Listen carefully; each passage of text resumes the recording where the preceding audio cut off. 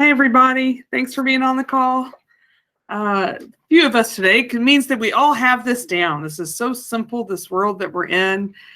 With few of us being on the call, it makes me feel joyful that we all know all the things. So we just wanted to make this time for people to pop on, get a short update, and see what questions or anything we can help with.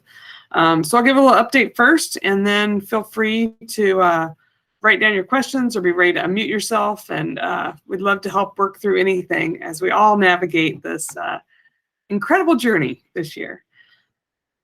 So you may already know this from about a month ago, we had 700 cases in a day. This week, we actually had a day that hit 8,000 cases in a day just in Indiana. So the average is still in that 4,000, but we did have an 8,000 day this week. So it's just something for us to be aware of. Floyd County specifically is still trending up. Us and Clark and Harris are all having 300 to 400 cases in a 7-day average. Hospitalizations and ICU beds are reaching January levels in Indiana right now. So it's just something, again, for us to be aware of. And Friday, we added more than 3,500 additional positive cases of children in Indiana. So that was a big shift for that. CM, we have about 13%. We're kind of trending that way for the last several days, 13% absences every day. Most of them are sick with multiple things. We still have only had one positive case that's been in the building that we had to do close contacting. We continue to have families that have had close contacts and kids that have been positive that aren't on campus. But as of this point, in this particular moment, 12:04, we've only had one positive case that the young person has actually been on campus during that positive period. And we've only had one close contact to that positive. That doesn't mean there's still not a lot of activity. The cupola staff has been very busy. So we're also called the COVID group. And so we get at least 20, I'm thinking they're ranging more in the direction of 40 emails a day that we're tracking of learners that either have symptoms or families that have someone in their household that has symptoms. And so just again to share, when anyone in your household is sick, everyone should stay home. And that just helps all of us to be supported. I know it is a pain. And some of you, it's really hard, especially if your young person has either been positive or been a close contact. It is weeks before they were back, usually on campus. So, I know that's hard. You want them to come back sooner. What our goal is, and will continue to be, is to keep the building open and the campus open. So in order for us to do that, that means that some families might be home for a little bit. And so I know that's not what anybody wants, but we all kind of have to do that for a little bit. Staff have been out with sick kiddos. And so we are so thankful for the parents that have already stepped up the plate and been in the building volunteering and subbing, before the substitute workshop, because we need you. And so we've called on some of those that have been in the building the year before. And we are so grateful because we have several staff out with sick kiddos right now. So trying to keep all the cards up is this house of cards has been really a challenge. Most of the CM guidelines, almost all of them, come from either the CDC or the Indiana Department of Health. I just want to remind us that those guidelines are fluid, and sometimes we'll adjust them on individual conversations and individual situations.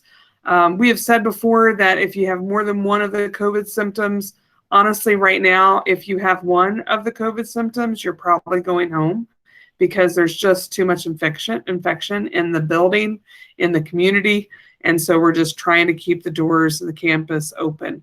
So just to let you know that is a shift that is happening. I mean, we're still using common sense and we're being thoughtful. And if we need to make an exception to bring someone back, we are. But we are also we are not doctors, and it is really hard, as many of you know, to get a PCR test right now. I'm going to go ahead and ask Melissa to drop a spreadsheet that we keep trying to update of places, testing sites. Interestingly enough, there's new testing sites that have popped up that cost money. So that's a new thing in good old the USA. And so we just need to be aware that if you go to one of these sites, there might be a fee. It might not be covered by your insurance. It might be private pay. So those are new things that have been happening. Some of you will be fine with that. Others of you not. We still don't have an update on PCR testing on our campus, but we're working really hard to get that happening. We're hoping in the next few weeks that will be an option for our families, and we'll be sending you a consent form. And if you sign that consent form and your child has symptoms here, we can test them before they leave. And that's our hope. So, but right now, I know that it can take a while to get PCR testing. The 4-H Fairgrounds is still doing testing, drive-through testing here in New Albany. And, they say up to 72 hours. Some people are getting it back in 2 days. I know Walgreens was really backlogged for a while. So if anyone has any other comments, you'll feel free to share those with the group. Melissa, did you already drop that in the chat? She's having some computer issues. She's working on it. Oh, okay. Okay. It'll be there shortly. So let's see. Yeah, just remember that household close contacts have different parameters, and oftentimes we're going to be talking through that process with you. But more likely, if anyone is sick in your family or anyone is quarantining your family, your kiddos should also stay home. Sometimes there's an exception to that. Families can completely isolate. So anyway, keep talking to the studio teachers. That's all a part of that process. We are going to put on hold the process that we have been using for vaccinated, mostly just teens at this point. So in our COVID plan, it stated that if a teen was vaccinated and then they were a close contact, they did not have to quarantine because the increase in breakthrough infections and just the increase of put that on hold for a little bit. And so that will be a change that we'll actually put into the COVID plan. Melissa will be making that change into the plan, but we're just going to put that process on hold for now. And another thing that's coming to you, we're working on the email right now, is about our FSP process. So FSP stands for Family Support Program. And so last year we had families sign up for a couple of different things. One of them is if they needed to sign up for our family support program. I do anticipate that we'll need to move to that process, mostly because of staffing. This past Friday, we needed to close the Woods program, the 14 to 18-year-old, because we had 6 staff members out. If we had initiated the family support program, then we could have had some of those teens stay on campus, but we hadn't done that yet. So we don't know how we'll use it this year, but we anticipate we'll use it for staffing shortages, as well as using it for potential if we need to titrate down the number of kids in the building. If, right now the numbers are still going up in our community. So as they go up, there may be a reason that our health commissioner asks us to do something more than just do what we're doing right now. They're tracking all the percentages in all the schools in our counties. So you will get an email about the family support program. And so that is for families that usually one of 2 reasons. Either both of you work and you don't have any really other care at all for your children. You don't have family in the area. And if you really need your children to be on campus to make your living because you don't have any other options, that's one reason that you would sign up for the family support program. The other would be because your child has some really specific learning needs, and you've had this conversation probably with Nikki or Jacob, that if at all possible, we need to keep them on campus, even if it's partial. And so those might be reasons that you would sign up for the family support program. Of course, our goal is to keep the school open throughout the building. Our goal is to keep the nursery and early ed open because we know that that's the most difficult scenario for families when they're at home. But we are, we are also planning for Plan B, Plan C, et cetera, as things come up throughout the year. Okay, so I know that Melissa dropped that in the chat, that spreadsheet, so that you can see some places for testing. I think there's a way for you to comment. If you have something you think we should add to that testing option, please give as many details as you can and your name or email address if we want to follow up with you. Then we have that option. And we'll open up the chat now for any questions or any other way we can help. Amanda. Hey, Barbara. So,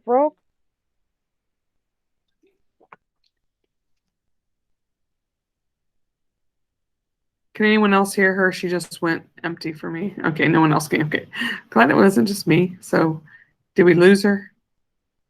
Maybe we lost her from the call. Okay. Hopefully she'll rejoin us shortly. What else? Things would be helpful for others. Questions? How can we help?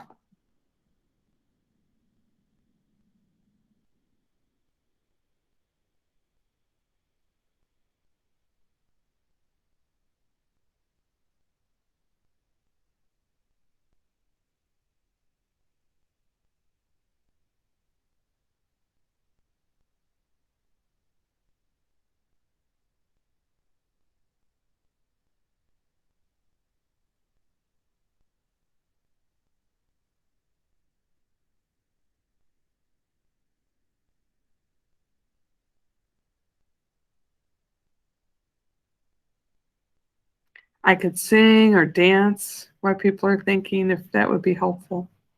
Oh, come on. It would be fun. Be a little bit fun.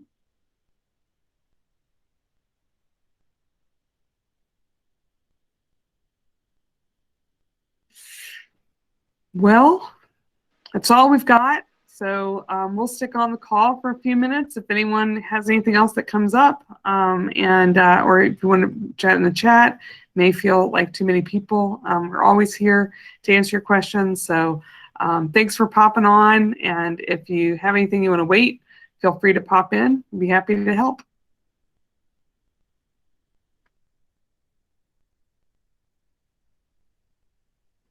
There is a question, Barbara, about learners being able to take masks off for class pictures. Yes. Yeah, bless the cupola's heart for doing all the COVID things and still making picture day happen on Friday. And so they'll just wear their masks up until they get in front of the camera. And when they get ready to take the picture, they'll take it off, take the picture, and then put it back on.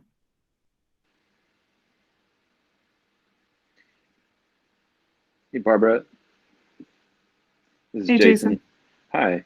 Hey. Thanks for having this call. I appreciate it. And just wanted to ask, and maybe I missed this, what's the deciding factors for moving kids to a virtual environment if we were to go that route? I mean, do we have to reach a certain level? Well, so the Indiana Department of Health, we attend the webinar that they have, every day. 20% of kids out for illness is one criteria. The percentage of kids out for COVID is another criteria. And there isn't really a set fast number for that. It really has to do with spread and quarantine. And those will be things if and when we get to that place. I mean, we haven't been in that place yet, that we'll talk to Dr. Harris and about, if we should or shouldn't take a break and for how long. Those will be things that we do if we get to that situation. Other reasons we would go to a off-campus mode or FSP only is for staffing. Right now that is the number one thing. We have, I think it's 5 staff members out of the building right now today. For myriad of things, mostly because their kiddo has some illness and they don't have another option for that kiddo, or somebody else in their family is sick, or et cetera. So, we've got some great parents that have already been subbing, which we are very, very grateful for. But that would be the other part, Jason, is if we just don't have enough subs to support a level or the school. Thanks. Yep.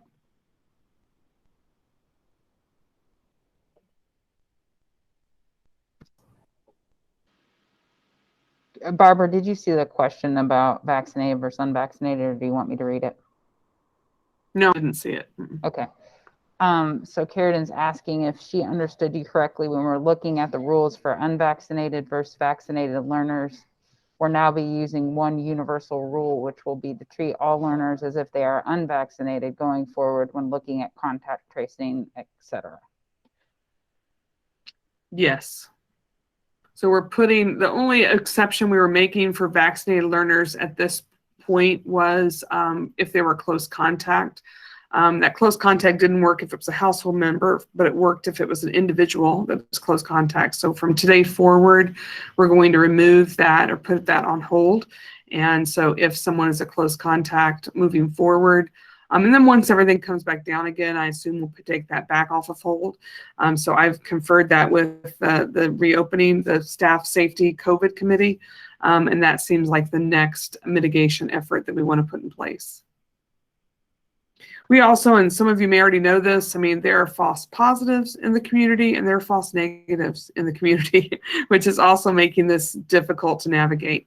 And so we're just taking another layer of that so that we can try to keep, you know, the building open, campus open.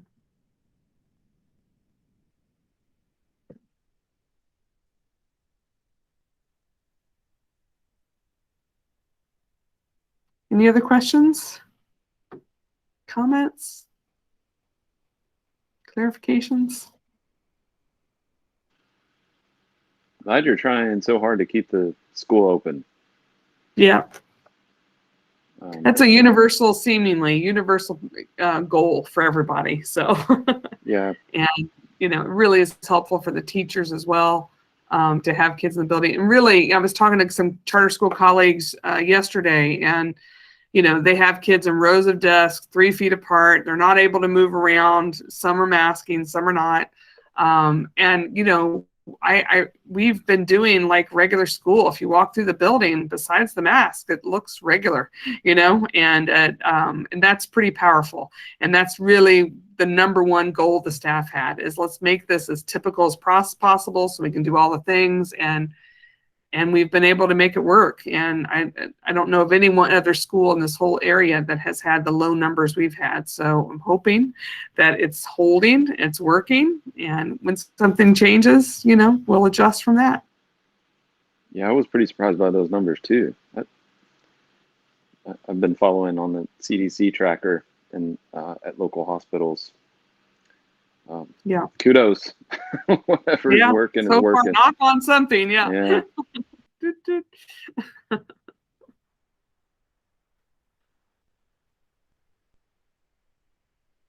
Anybody else?